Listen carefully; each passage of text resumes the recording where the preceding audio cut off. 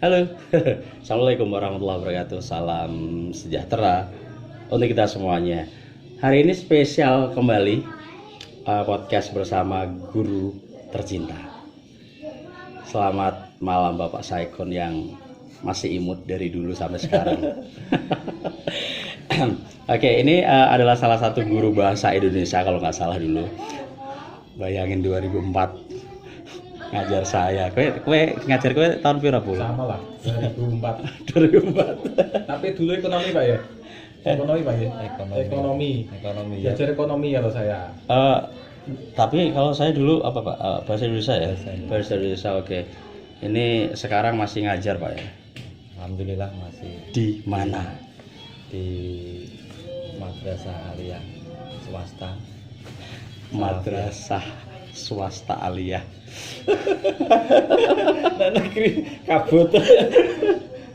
Madrasah luar negeri.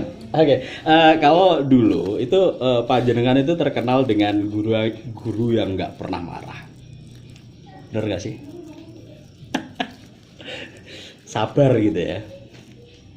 Apa sampai sekarang masih seperti itu, Pak? Ya gimana ya? Ojo ya gimana lah, Pak? Loh gini masalahnya, biasanya itu guru bisa marah itu lihat materi yang disampaikan. Satu contoh begini, katakanlah mengajar yang rumit matematika atau yang sains lah, fisika atau gimana, itu pasti rata-rata gurunya marah. Karena apa? Jengkel. Yang pertama penyampaiannya sulit, keterangannya juga sulit, kemudian disampaikan kepada anak juga sulit masuknya, sehingga guru ini bisa marah-marah. Oh ini karena- Pak mungkin lebih spesifik lagi Pak. Kalau bagi jenengan, menurut jenengan, bedanya murid generasi kami 2000-an lah dengan murid zaman sekarang generasi TikTok itu perbedaan yang mendasar itu apa Pak? Untuk karakter murid-murid zaman sekarang Kalau siswa era 2000-an lah gitu, Pak. ya 2000 sama yang sekarang 2010 ke atas ya. 2010 ke bawah sama 2010 ke atas itu memang eranya sudah berbeda. Ya kalau dulu masalahnya pakai ini kan belum ada. Semacam ini kan belum ada. HP lah. Sehingga ini kalau saya bisa menganalisa itu anak-anak zaman dulu itu fokusnya sama materi. Kalau anak sekarang itu sudah beda. Justru dilengkapi dengan fasilitas yang lebih canggih, tapi kebanyakan tidak digunakan untuk belajar, tetapi untuk digunakan dengan yang lain. Tuh, lihat ya anak zaman sekarang angel dikandani. Harusnya kan ini Pak, harusnya kan malah lebih cerdas karena banyak sumber media pembelajaran, banyak referensi untuk belajar.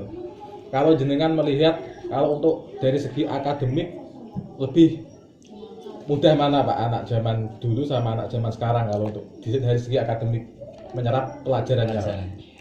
Ya kalau memang dia menggunakan media dengan baik ya lebih mudah sekarang. Berarti karena tergantung anaknya. iya Pak? tergantung anaknya. Juga tinggal tanya Enggak, masalahnya. tapi kalau kebanyakan lah anak zaman sekarang seperti apa sih gitu? Ya anak sekarang zaman sekarang itu kan modelnya kan instan, tidak mau berusaha apa-apa kan pokoknya yang lebih cepat gitu loh, yang lebih cepat, sehingga kerja keras semangat itu kurang. Terus beban enggak sih untuk guru sendiri dengan hal itu? Ya mestinya kalau beban sih bukan ya. Kalau saya pribadi ini bukan. Saya itu yang mengajar itu ya apa yang materi yang saya sampaikan. Saya tidak mengejar kamu harus bisa. Enggak. Masalahnya apa? Masalahnya anak itu beda-beda karakternya. Jadi anak dalam satu kelas itu ada 40 atau bahkan 45. Itu kalau kita sampaikan materi belum tentu 50% dari anak itu menguasai atau bisa memahami apa yang kita sampaikan. Sehingga seorang pendidik itu yang mestinya memberikan materi sesuai dengan apa yang terjadwal dalam kurikulum, tetapi tidak bisa serta-merta memaksakan kepada anak didiknya. Iya Pak, ini mau tanya Pak. Kalau zaman kami lah Pak, tahun segitu 2000-an. Kalau bagi kami kan jenengan itu kan sosok guru yang bisa dijadikan sebagai teman lah Pak, teman sharing. Karena kalau murid itu nggak pakai woh kalau sama jenengan. Apa karena itu jenengan dulu usianya relatif masih muda atau gimana? Atau kalau zaman sekarang murid-murid itu seperti apa Pak? Apa juga sama menganggap jenengan itu sebagai teman sharing? Apa lebih sungkan, lebih pakai woh karena mungkin sudah lebih sepuh gitu. Enggak. Sampai sekarang saya tuh masih terbiasa Masih sama Pak ya? Ya, masih terbiasa sama nggak ada anak. jarak sama Saya siswa ya? itu tidak menempatkan dia sebagai anak, tapi saya tempatkan dia sebagai sahabat belajar. Sehingga dia tidak merasa ewoh, tidak merasa sungkan, bahkan dia akan mau bertanya ketika dia belum menguasai materi. Pernah tajak lamar kerja loh Pak, saya kan itu. Enggak, dulu kalau Nyari kerja. pertama kali ngajar umur berapa Pak? Wah, kalau saya itu dulu kalau ingin meneruskan cita-cita ya saya bicaranya tidak ingin mengajar. Ini cerita sebentar ya, masalah pribadi saya. Dulu ketika saya selesai dari sekolah aliyah, itu kan saya harus kuliah, tapi memang berhubung saya itu dari keluarga yang tidak mampu, hanya saya minta doa pada orang tua, saya maunya kuliah. Satu jalan itu untuk bisa kuliah harus kerja. Saya harus kerja tapi sambil belajar. Tetapi Allah mau memberikan jalan yang berbeda. Saya lamar itu di Kudus itu bahkan hampir semua pabrik rokok saya masuki semua. Tidak ada satupun yang bisa diterima. Saya kemudian pernah itu ditemui oleh guru-guru saya untuk masuk di madrasah. Saya bilang nanti saja Pak. Itu saya bilang nanti saja. Tahu Besok, ya, insya Allah ya. tahu ya, gitu. Maksudnya kalau di madrasah itu gajinya kecil. Ya kalau dulu ya jangan bilang ingin gaji. Dulu itu malah dengan sekarang kan sudah jauh beda. Dulu itu madrasah kan tergantung dari SPP anak. Nah sekarang itu kan ada bantuan operasional atau BOS itu dari pemerintah. Semua ada berarti ya untuk sekolahan gitu. Semua ada. Oh. Kalau dulu itu kan hanya tergantung dari SPP anak-anak itu sendiri. Syariah lah bahasanya itu. Kalau di madrasah itu syariah dari anak-anak. Jadi madrasah yang menggantungkan itu. Lah tapi kalau sekarang kan beda.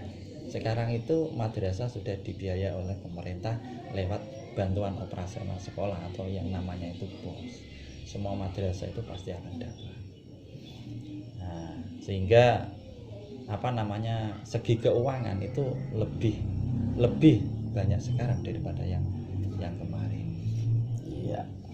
Berarti jenengan ada 25 tahun Pak yang ngajar Pak ya? Saya Kira-kira Belum. ya dari 99 Oh, 99. sampai sekarang. sejak lulus men. Semenjak 22 lulus. tahun lah. 22 Semenjak tahun. lulus saya sudah masuk, tapi saya dapat SK dari yayasan itu tahun 99. Berarti jenengan udah ini Pak ya, mengalami masa-masa perkembangan madrasah dari yang paling sulit sampai yang sekarang penuh dengan kemudahan. Kalau bagi jenengan kira-kira tuh lebih enak mana Pak? Lebih berkesan mana madrasah ngajar zaman dulu sama yang sekarang? Kalau sekarang kan banyak dibebani administrasi gitu Pak. Jadi kebanyakan mengeluhnya guru-guru itu waktunya tersita untuk administrasi daripada untuk mengajar Pak. Daripada yang zaman dulu gitu Pak. Ya, ini kan regulasi dari pemerintah. Mestinya pendidik itu kan dari tahapan tahun ke tahun ini kan mesti harus dikembangkan oleh pemerintah. Sehingga nanti outputnya itu anak-anak itu akan menjadi siswa yang paling tidak ada kualitas. Ya dulu bukan berarti tidak berkualitas. Contohnya ini saja sama ini kan sudah melalang buana ini. Ini menunjukkan bahwa dulu itu anak-anak juga mampu untuk bersaing dengan anak-anak masa sekarang. Ini kan bukti.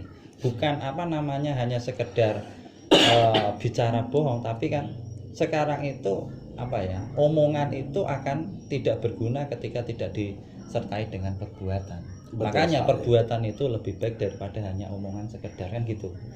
Makanya apa ya? Ya yang bukti itu ya harus langsung dinyatakan dengan perbuatan. Tidak hanya ngomong tok. Kalau hanya ngomong itu ya kurang lah, kurang. Oke, kira-kira jadi guru itu cukup apa nih untuk kehidupan sehari-hari gitu? Misalkan panjenengan kan bukan PNS gitu ya, Iya. cukup nggak sih? Ya alhamdulillah cukup. Cukup. Ya nek masalah cukup itu kan tergantung orangnya masing-masing. Satu contoh begini, saya dalam satu hari itu punya uang hanya 100 misalnya, 100.000, atau katakanlah satu hari 50.000 lah, Ya. 50.000. Kalau ini orangnya itu apa namanya kebutuhannya kok dilebihkan dari 50.000, ini kan nantinya malah besar pasak daripada dia. Makanya orang itu harus mengikuti apa yang didapat, kemudian apa yang dibelanjakan, sehingga nanti tidak ada namanya yang ini loh, penghasilan saya sekian kok pengeluarannya sekian, ini kan namanya tidak mencukupi. Kalau dibilang tidak cukup ya orang itu akan selamanya tidak cukup. Orang kaya pun tidak akan cukup, karena sudah dapat ini inginnya yang itu, sudah dapat tuh inginnya yang sana. Jadi semuanya tidak akan pernah cukup kalau mengikuti yang lain. Luar biasa nih. Jenengan itu orang yang paling bersyukur. Alhamdulillah. Oke, kita minum dulu. Ini disponsori oleh ini loh ya, Buya. Gini Pak, dari kurang lebih 20 tahun mengajar lah ya. Hal yang paling nyebelin apa coba? Kalau nyebelin itu saya kira tidak ada. Nah, Tidak ada. Ya hanya bersinggungan dengan anak didik itu kan dengan karakter yang berbeda-beda. Kadang juga pengen punya marah, kadang ya jengkel. Tapi kejengkelan pada anak itu asik gitu loh. Artinya begini, tidak keluar dari dalam hati, tapi hanya sebatas pada saat itu. Iya. Karena apa? Ketika di luar sekolah kita biasa kok. Saya itu pernah ya negur sama anak ya dikatakan marah sih, enggak marah, negur biasa. Tapi ketika saya tegur di sekolahan itu orangnya itu ya agak mungkin sakit hati, tapi ketika di luar ya biasa. Ketemu di jalan ya biasa ya disapa ya dijak jagungan ya enak. Itu artinya dia itu tidak merasa sakit ketika di dalam. Ketika di luar dia juga enak. Oh, itu adalah guru saya. Walaupun pernah saya marahi misalkan, walaupun pernah saya ya bilangnya aslinya itu kan menasehati, bukan guru itu enggak marah, itu bukan. Karena begitu sayang sama anak itu